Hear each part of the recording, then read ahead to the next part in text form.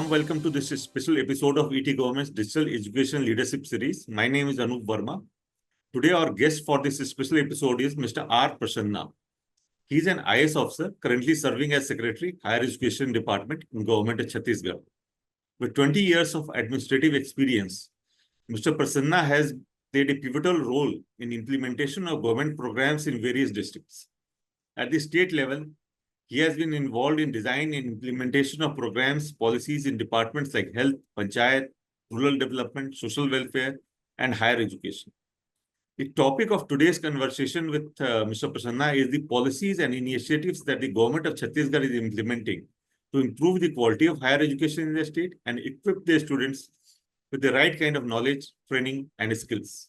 Welcome, Mr. Prasanna. Thank you, Mr. Anu. Nice to join you and also through your audience also. So, what are the key issues and trends in higher education in Chhattisgarh? What steps is the state government taking to improve the quality of education and equip the coming generations for the future? Chhattisgarh is one of the developing states in the country, and with the new government, they are preparing a plan for making a Viksit Chhattisgarh, that is developed Chhattisgarh by 2047. And the lines of developed India targets set by Honorable Prime Minister of India for a Viksit Bharat. So in that thing, higher education plays a very pivotal role. So at present, the challenges in Chhattisgarh is the gross enrollment ratio itself, which is around 19.6, which is one of the poorest in the country. So the government is working on improving the enrollment of the youth of the age group of 18 to 23 in the higher education institutions across the state. The second challenge is about the quality of higher education itself, because for a developed Chhattisgarh or for a developed India, we have to cope up with the market needs of changing in the technologies, the aspirations and the growth that is happening across the country, which is competing with the other countries in the world who are also fighting for the same space for a developed country of their own. So the quality of education in terms of the syllabus, in terms of the teaching methodology, in terms of the skills that is required for the developed India. So these are the main challenges on which the state government of Chhattisgarh is planning to work in the next 5 years. One of the problems that the students in most states face is that of enrollment. Enrolling in colleges and universities is a heavy task by itself. So what steps are you taking to bring transparency and efficiency in the process of enrollment in the colleges and universities in the state? So now we are mapping each schools which is offering up to 12th standard and the nearby gram panchayats and the urban areas, and finding out how many people passed out of the 12th standard and how many people are enrolling in various institutions of Chhattisgarh.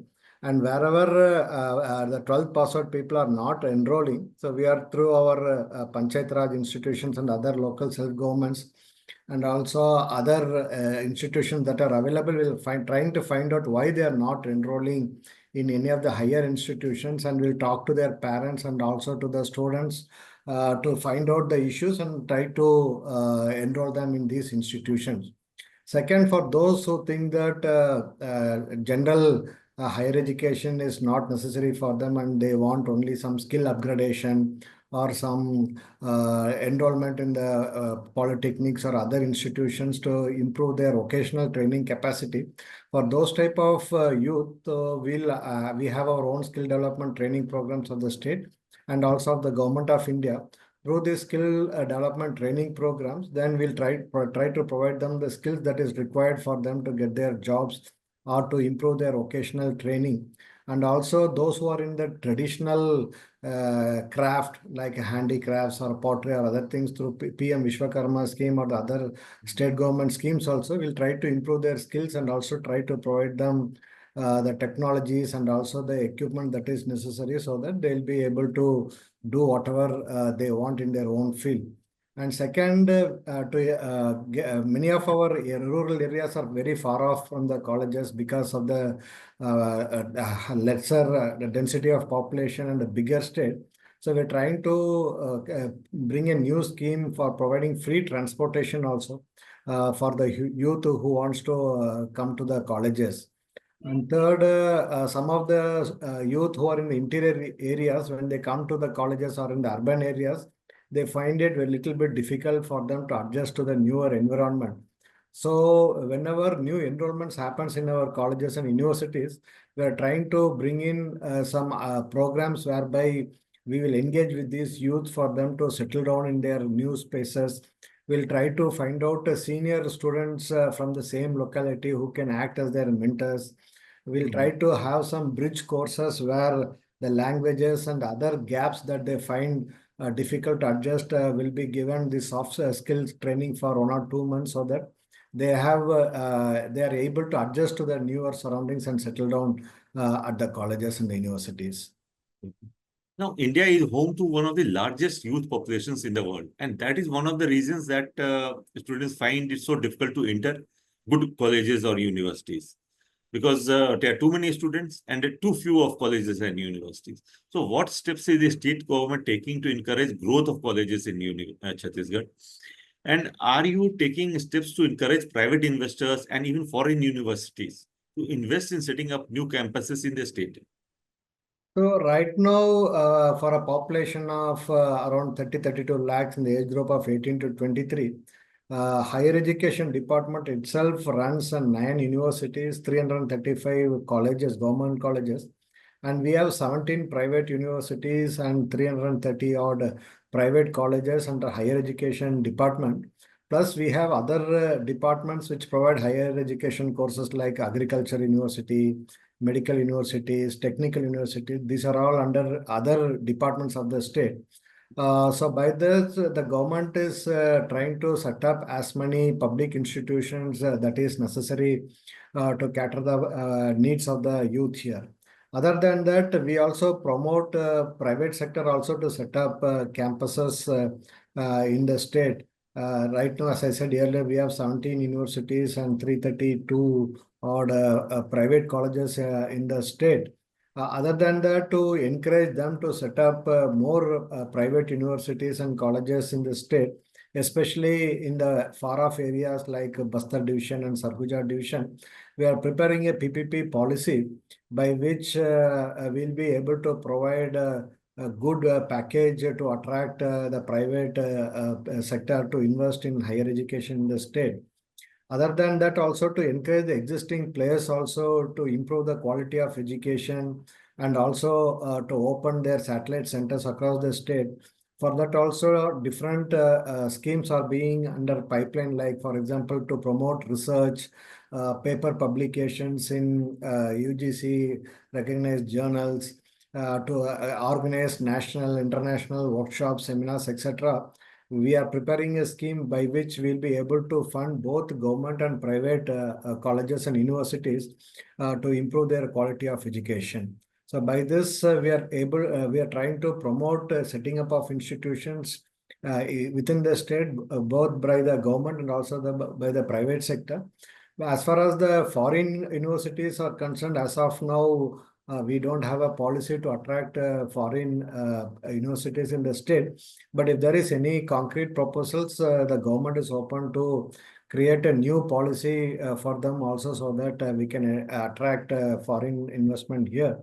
And it will be good to note that even in a place like Raipur, we have more than 1,000, 2,000 foreign students who are studying in different private universities in the state.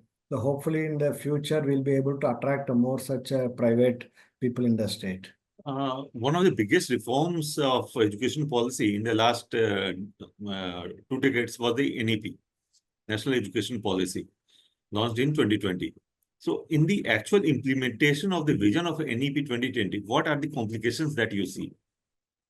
So NEP in Chhattisgarh, we launched this academic year only. Main challenges that we are facing in implementation of NEP is the human resource crunch. Earlier, we had annual system. Now we have semester system where the number of activities for the faculty has increased and we have a high vacancy of more than 50 to 60% of the force. So, and also the trained, skilled force that is necessary to implement NEP as per the design of the policy. So, HR challenge is one thing that is a big one, and that we are trying to address, and hopefully in a year or two we'll be able to address the major HR challenges. Second is the design of the curriculum to incorporate NEP, especially the market needs, the assessment of market requirements, then how to incorporate it with the aspirations of the students. And also many of the students who are coming from rural background and remote areas, for them how to adjust to the current market needs. Then we have to incorporate the Indian knowledge system also. So documentation of the Indian knowledge system has to be planned. Then we have to have series of electives also as a minor electives, for which the number of options and courses available at present is very less. So in the next 2 to 3 years, we have to increase the bouquet of courses that is available, so that the students can pick up the choice elective which they want to learn.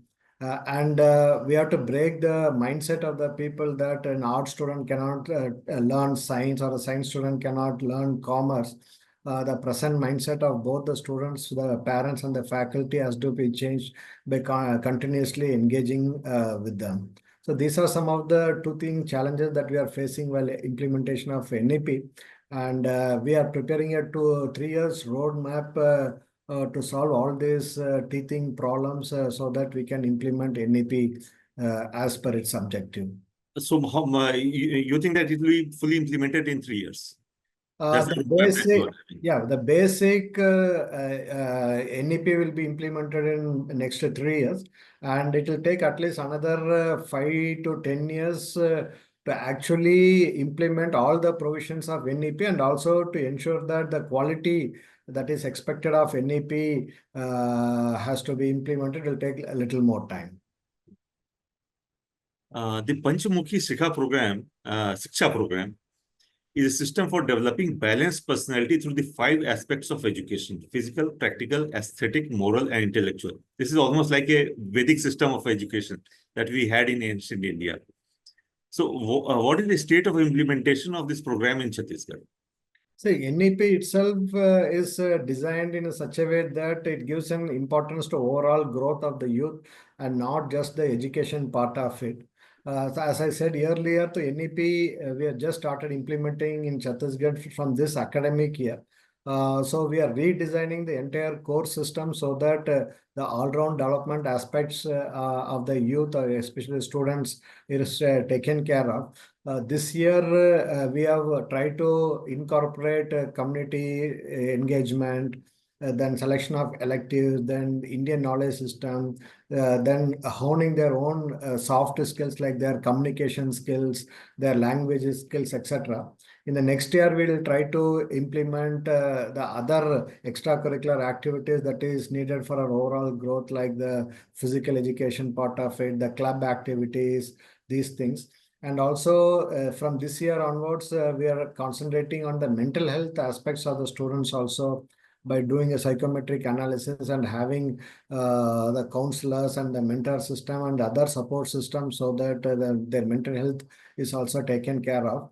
And also towards the end of this academic year, we'll engage the private sector also in molding the students to appear for campus interviews, or to start their own business in the form of entrepreneurship or startup ecosystem also.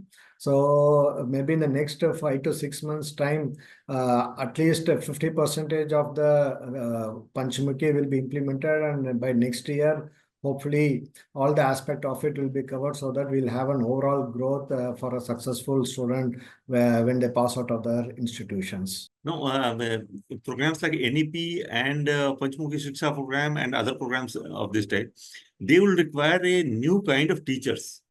So are you also having some policy for training the teachers so that they can impart the right kind of training to the students? This is a very, very valid point, because unless we have a skilled teacher who understands the overall NEP, and then only we'll be able to implement it in spirit. So for this, we are redesigning our HR policy so that from the day of recruitment till the day of requirement, we have continuous skill upgradation programs for the teachers. And also we'll design an incentive mechanism by which the teachers will also be able to upgrade their skills in the regular interval so that they also cope up with the market needs and the new technologies that are emerging in their field of studies. For this, an HR policy is being prepared where we'll have every teacher in a 3-year cycle, they'll be able to compulsorily complete some academic programs in their sector.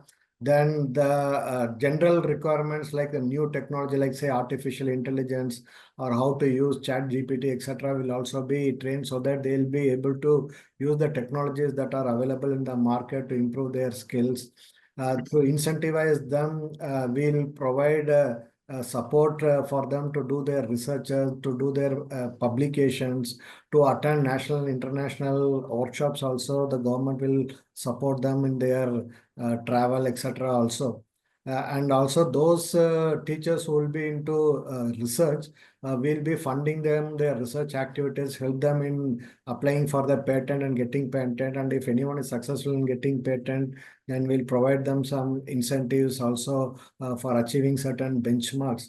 So by this, we are trying to improve the HR of not only just teaching staff, but even in the non-teaching staff like lab technicians, the physical educators, the sports teachers, and others, those who will be directly connected to the overall growth of the students. All these teaching, non-teaching staffs will be identified, and annual action plan for their capacity building will also be made so that every college knows which staff to be sent for training this year.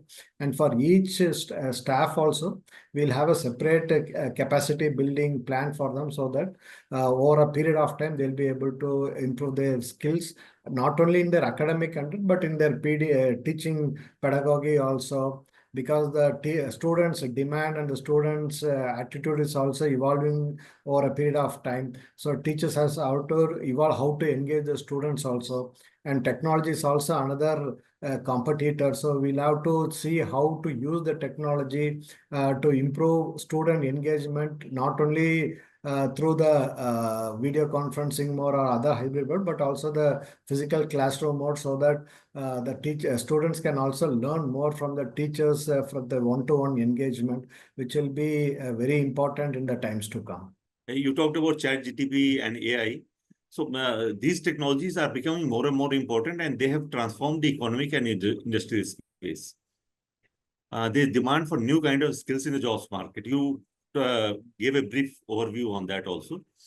So what I would like to know, what more are you doing to ensure that the students are getting trained in the right kind of technologies so that they are ready for taking up the job in these areas? So while designing the curriculum, we have instructed the Board of Studies to go through what is the latest technology that is going on in the market, and also compare with the national institutions like IITs, IIMs, and other top rank universities in the countries, which type of courses and technologies they are teaching in their institutions, so that we are also able to adopt those syllabus and curriculums in our colleges and universities. And second, one of our universities has come up, has volunteered to start an artificial intelligence and machine learning programs, and also set up a center of excellence in their university, so that we'll be able to train and also research in the area of artificial intelligence. And through them, we'll be able to connect our other universities and colleges who wants to teach their students in the latest technology as the hub, and a particular university will be the center in a hub and spoke model. So we'll start with latest technological programs like artificial intelligence, machine learning, and data analysis, for which we are also in discussion with the private sector to get the appropriate technology. And we are also discussing with them to design a model by which we'll be able to implement this in a PPP mode. So that we are able to evolve with the faster changes in the technologies through the private sector strength. At the same time, it will be housed in our public universities and connected to the other government colleges, so that we'll be able to use the resources and the infrastructure available with the government, and also the technologies and the fast changing technologies that is available in the private sector and their competitive spirit. So in a public-private partnership, we're exploring the possibility of setting up a state-of-art artificial intelligence center in the state. And so one of the complaints of the Indian education system for the last several decades has been that while the students are being provided good education in theoretical subjects, they are not given enough skill development. The focus is not. The NEP tries to address that, and the other programs also now, latest program are also trying to address this. So what are the steps that the state government is taking to create opportunities for skill development for the higher education? That's true. Most of the classes that are taken right now in the world education system is that it's a rote system of learning, by which the teachers will teach them certain concepts, and the students has to mug it up and just write it in the exam, because of which the employability level of these students who are passing out of these colleges and universities was less than 50%.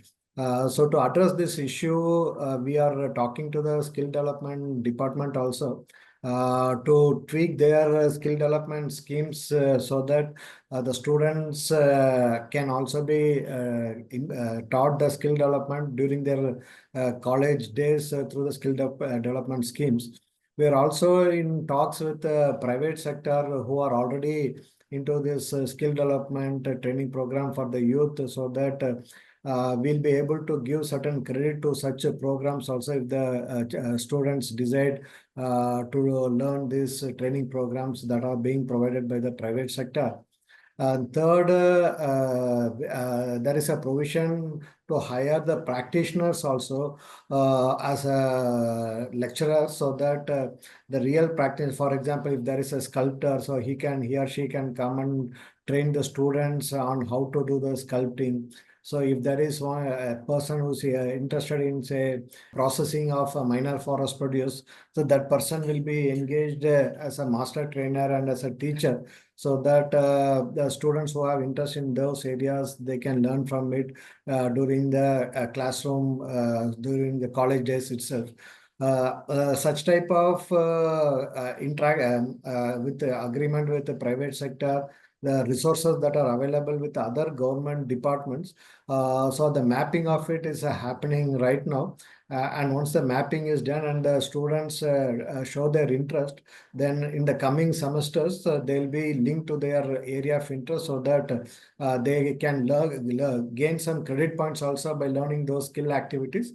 And also they'll be market ready when they'll be passing out of these colleges. Now, I mean, Chhattisgarh also has a tribal population who might not be as able to afford all the aspects of the higher education. So, to make higher education accessible to all sections of society, what kind of scholarship programs and other programs that you are running in the state? So right now, all the programs that are being run in the state government colleges and university are free of cost for all these students. So other than that, we also provide a scholarship for them to buy their books and other necessities that will be related when they join the colleges also. We have a special SC/ST scholarship and OBC scholarship also for the students from those particular communities who get enrolled in the higher education institutions. As I said earlier, we are in the process of finalizing a free bus pass scheme by which anyone who is coming from far off areas will be provided free transportation facilities through a DBT system, by which we will be able to transfer funds for the transport needs also. Other than that, right now we don't have any other scholarship, especially for higher education, from higher education department. But based on the demands of the students, the government is open to create new schemes so that we are able to enroll more students into the higher education institutions. You talked about some private sector involvements in the higher education sector. Now, academia industry cooperation can play a vital role in development of courses that will train the students in subjects and skills that are required by the best employers in the world. So, how is Chhattisgarh faring in the area of academia industry cooperation in the higher education sector? Right now, we are encouraging our universities and good performing colleges to enter into agreement with the different industries that are available in our state. We are also talking to the industry department to find out the needs of the industries, especially the medium and large industries in the state, and how much of it the equipments and the smaller machineries of the skills are being got from outside the state. Then we'll find out what are the capacities that are available in our education institutions through which we'll be able to provide technical technology transfers or improving the skill level of the local Chhattisgarh people so that industry is able to absorb them. So this mapping is being done with the collaboration of higher education department. And also in our monthly reviews also we promote and we ask the vice chancellors not only in the government universities but also private universities on how many MOUs and how many collaboration that they are doing in with the industry. And also in our course curriculum, so we have requested all the colleges, universities to rope in people from the industry also while designing the courses so that the courses and the syllabus that are being framed are useful for the market and the industry needs also. And also some of our private universities also, they are collaborating with the industries in the future technologies like this renewable energies, EV batteries, EV vehicle systems, the solar panels, etc. So that both in the research also and also in the training of their employees, in the company's employees also, in achieving the skills that is required. Though it's in the nascent stage, the efforts have just been started, and hopefully in the coming future, we'll have more fruitful and useful cooperation between the academia and private, especially the industries. In the time of COVID lockdowns, we learned about the importance of the digital technologies for imparting education to students who live in all parts of the country. So, how are you leveraging digital technologies to improve student learning outcomes, assist teachers through ICT-enabled classrooms, and build teacher capacity? So right now we are encouraging students and faculty to enroll maximum in the MOOC platform that has been created by Government of India. Other than that, at the state level, we don't have a separate platform for this right now. But we encourage the teachers to create video contents and put it in YouTube and the college and university website so that students can watch these videos. However, in the next year of implementation of NEP, so it's in the second year where the government in association with the Open University, the State Open University, we are also planning to create our own parallel online platforms like the MOOC or the EDX type of platform so that we'll be able to create content in the local languages, especially Hindi, Chhattisgarhi and the local tribal dialects also so that the students are able to easily understand the content, and also our own teachers, when they're able to take classes with the local examples, with the local flavor, the students will find it easy to understand and implement it. So this is in the planning in the second year of NEP implementation. But right now we are just promoting the use of MOOC and already existing platforms of Government of India. It's a good thing. I think that the local languages are also getting promoted. Yeah. That is one of the pillars of NEP. Yeah. to ensure that the Indian languages are also imparted to the students? Because this is very necessary, because one of the important reasons of poor enrollment is the language barrier, or at least the perceived aberration matlab, for the English language, and even the tribals who are coming from very interior areas, even for them Hindi sometimes is becoming a challenge. So Yes. we are trying to have it in bilingual also, and also in their local languages, so that they are comfortable at least in the initial stages of learning, so that once they feel comfortable, they can pick the language of their choice and learn accordingly. Most of the major Western university, and even in some of the Indian universities, they have this policy of putting their online versions of their various courses and disciplines. And some of these courses are really good and they are accessible to all. Even if you are not a student of that university, you can access that course and go through a significant part of it. So are you encouraging the Chhattisgarh universities to also do the same? So that, I mean, students can benefit, they can learn at their own leisure. Yeah, right now we don't have such platforms available, but it is already there in our planning, as I said earlier. So these are all, I mean, planned in our second year of NEP implementation. So, so that even the students of different universities will be able to access the other universities' portals. These type of technological things will be implemented in the next year of NEP implementation. Thank you, Mr. Prasanna. Thank you for your answers. And I hope that as India marches towards Viksit Bharat, this kind of policies will lead to the creation of a workforce that is actually able to man the industries that will be required. Yeah, with the new state government in place, who taking the clue from Prime Minister for the Viksit Bharat, Chhattisgarh is also striving for Viksit Chhattisgarh by 2047, because of which importance is being given to the education, and especially the higher education, who is going to be the backbone of the developed Chhattisgarh by 2047. So with this motto, Honorable Chief Minister has been pressing to implement NEP in its spirit and at a faster pace, so that the youth of Chhattisgarh doesn't lag behind in their march toward the developed India and developed Chhattisgarh.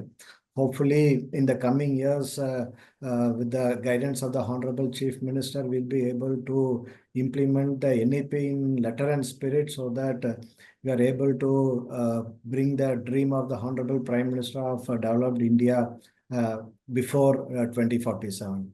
Thank you, Mr. Anoop. Thank you.